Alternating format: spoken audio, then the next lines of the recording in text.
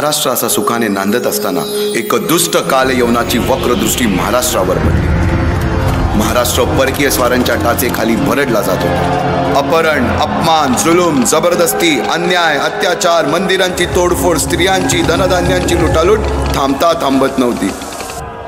जेव्हा आपल्याच घरात गोठ्यातली गाय आणि घरातील माय असुरक्षित होते, तेव्हा घरातलाच अंधकार मनात घर करून बसतो. अशा वेळी साधू, संत, लहान थोर, लेकी, बाळी अवघा महाराष्ट्र देवाला गाराणं घालतोय. अरे जेजुरीच्या खंडोबा, पंढरपूरच्या विठोबा, तुळजापूरच्या भवानी आई, दार उघड, दार उघड आई, दार उघड.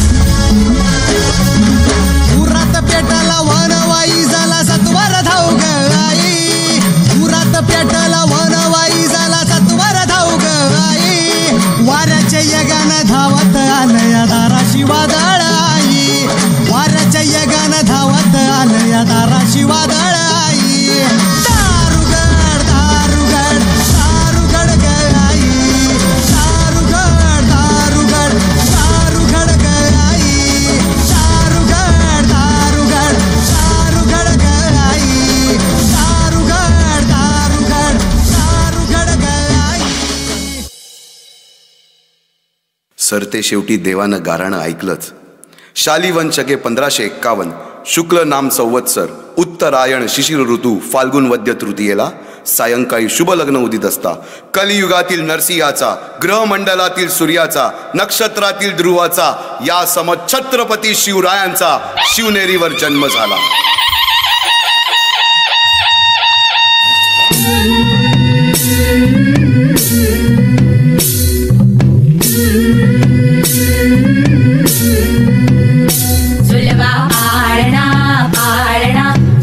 शिवाजीचा झुलवा पाळणा पाळणा बाळ शिवाजीचा.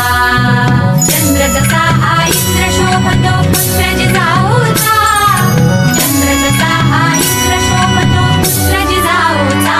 झुलवा पाळणा पाळणा बाळ शिवाजीचा, झुलवा पाळणा पाळणा बाळ शिवाजीचा.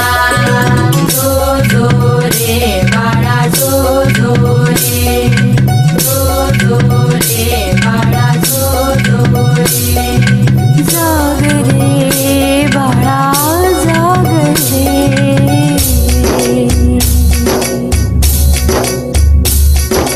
ढोलन तारे घुमू द्यात रे झडू द्यात चौघडे.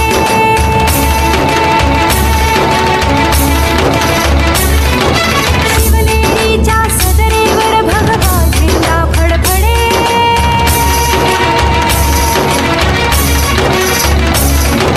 धडाधडाचे चिरे हलखले सह्याद्रीचे कडे.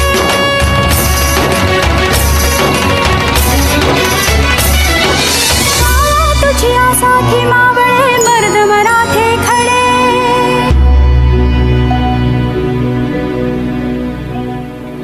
आज उगवला सूर्य नभी नव्या नवलाईचा. झुलवा पाळणा पाळणा बाळ शिवाजीचा, झुलवा पाळणा पाळणा बाळ शिवाजीचा. बालवयापासूनच शिवबांना माँसाहेब जिजाऊंनी रामायण महाभारतासारख्या गोष्टी सांगायला सुरुवात केली, ज्यामधून धर्म अधर्म, सत्य असत्य, न्याय अन्याय यातील फरक शिवबांना समजू लागला. तसेच शस्त्रास्त्र व शास्त्र या शिक्षणासाठी शहाजी राजांनी अनेक कर्तबगार माणसे नेमली, जसे की दादोजी कोंडदेव, बाळकृष्ण पंत, रघुनाथ पंत, शामराज पंत अशा अनेक कर्तबगार माणसांच्या नेतृत्वाखाली महाराज बालवयापासूनच घडू लागले.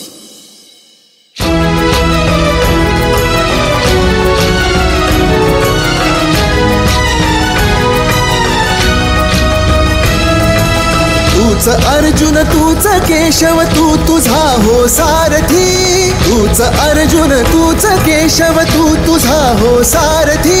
करुणी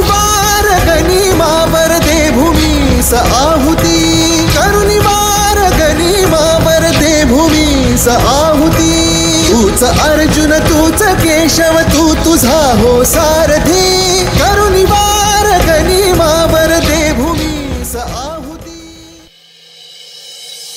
एकटे नेतृत्व कधीच साम्राज्य उभे करू शकत नाही. त्यासाठी तशी कर्तबगार माणसे निष्ठावन मावळे घडवावे लागतात. शिवरायांनी असे सवंगडी त्या वयापासूनच पारखायला सुरुवात केली.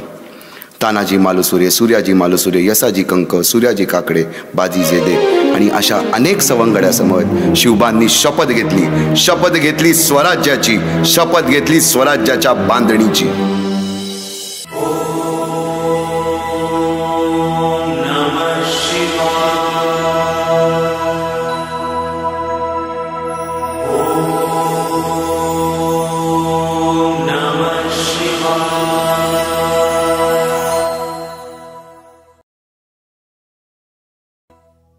आम्ही मराठे यवनांची पीडा नष्ट करण्यासाठी हिंदवी स्वराज्य स्थापन करीत आहोत. यवनांची पीडा नष्ट करण्यासाठी हिंदवी स्वराज्य स्थापन करीत आहोत. राष्ट्रभावनेने संघटन करून देशावरील परकीयांचे आक्रमण नष्ट करीत आहोत. स्वकीय व परकीय शत्रूंचे उच्चाटन करण्यासाठी स्वराज्य स्थापन करीत आहोत. यात तू आम्हास यश द्यावे. हे राज्य व्हावे ही तर श्रींची इच्छा. रायरेश्वरासमोर शपथ घेतली आणि स्वराज्याची गोडदोड सुरू झाली. तोरणा किल्ला घेऊन स्वराज्याचे तोरण बांधले. पुढे मुरुंब देवाचा डोंगर, कुवारी गड, सुभान मंगल, कोंढाणा, शिरवळचा किल्ला, पुरंदर आणि 12 मावळ स्वतंत्र झाला. पुढे राजांनी पराक्रमाने जावळी देखील घेतली. परंतु त्यानंतर स्वराज्यावर ओढवले भले मोठे संकट. ते संकट म्हणजे अफजल खान.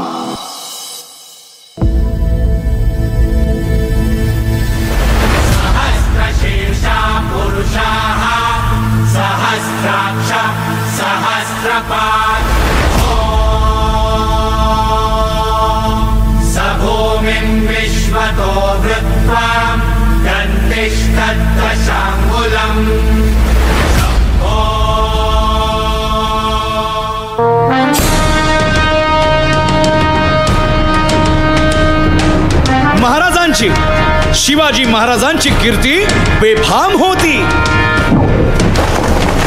महाराजांची कीर्ती बेफाम, भल्या भल्यांना फुटला घाम. याला कोण घालील यस्सेने दरबारी पुस्ती बेगम. बडी बेगम म्हणजे अली आदिल शहाची आई बर का. नजरेत तिच्या अंगार दरबार झाला गपगार. कुणी घेईना पुढाकार, साऱ्यांनीच मानली हार.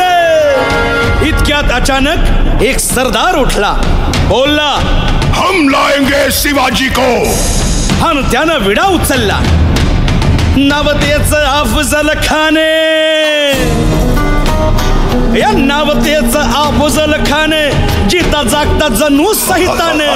कान बोलला छाती ठोकून, शिवबाला टाकतो चिरडून. मरहबा, सुभानअल्लाह.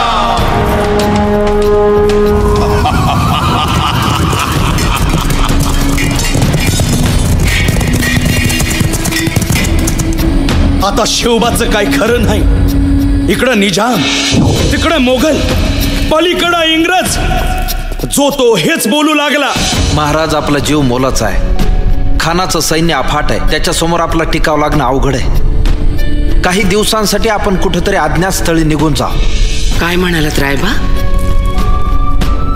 मासाहेब, आम्हाला आमच्या जीवाची पर्वा नाही. राजांचा जीव वाचणं गरजेचं आहे.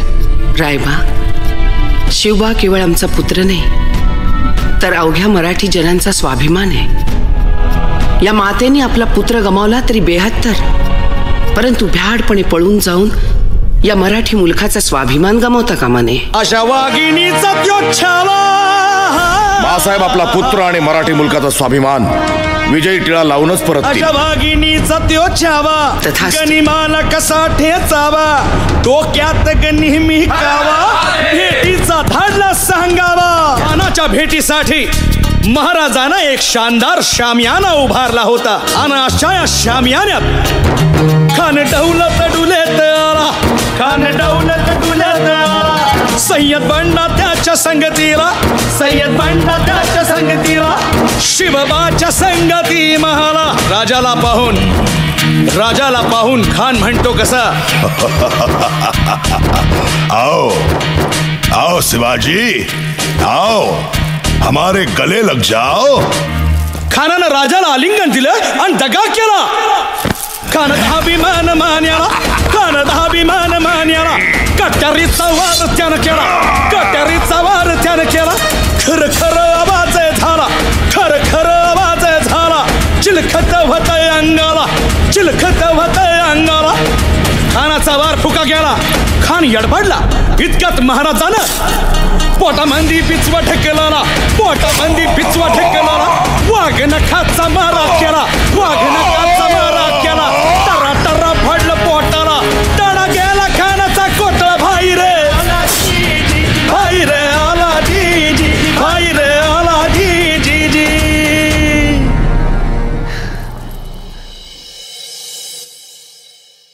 अफजल खानाच्या वधानंतर महाराजांनी स्वराज्यवाढीची मोहीमच हाती घेतली. पाहता पाहता पन्हाळ्यापर्यंतचा प्रदेश जिंकून घेतला. कोकणही ताब्यात घेतले. सर्वत्र फक्त विजयच विजय दिसू लागला. हिंदवी स्वराज्य वाढू लागले. अशा या वाढत्या हिंदवी स्वराज्यावरती संकटे येतच होती. पुढे स्वराज्यावर संकट आले ते म्हणजे सिद्धीचे, सिद्धी जोहरचे. सिद्धीने सुमारे 4 महिन्यापेक्षा जास्त पन्हाळ्याला वेढा घातला.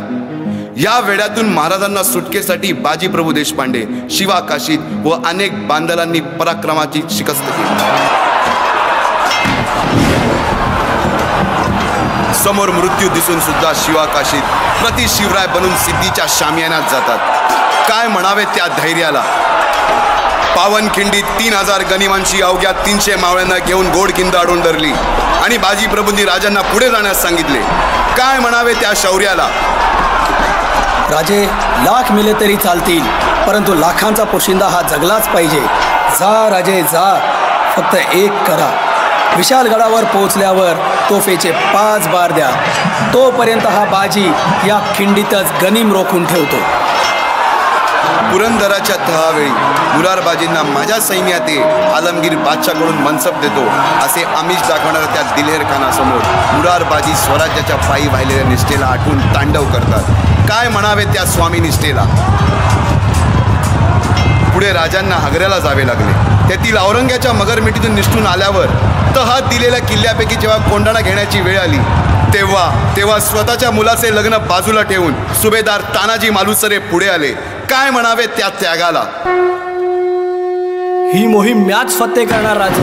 आधी लगीन कोंढाण्याचं, मग माझ्या रायबाचं. अशा या स्वराज्याच्या यज्ञकुंडात अनेक महावीरांनी शौर्याची, निष्ठेची, त्यागाची संविधा धारण करून आहुती घेतली. अशा कित्येक महावीरांनी पराक्रमाची पराकाष्ठा करत स्वराज्याचे एक एक दगड, चिऱ्या, पायऱ्या बसवल्या, घडवल्या. एक एक बुरुज बांधला गेला आणि आता वेळ आली त्या बांधलेल्या भक्कम गडावर विजयश्री धारण केलेला भगवा ध्वज चढवण्याची, म्हणजेच आपल्या महाराजांच्या, शिवरायांच्या राज्य अभिषेकाची.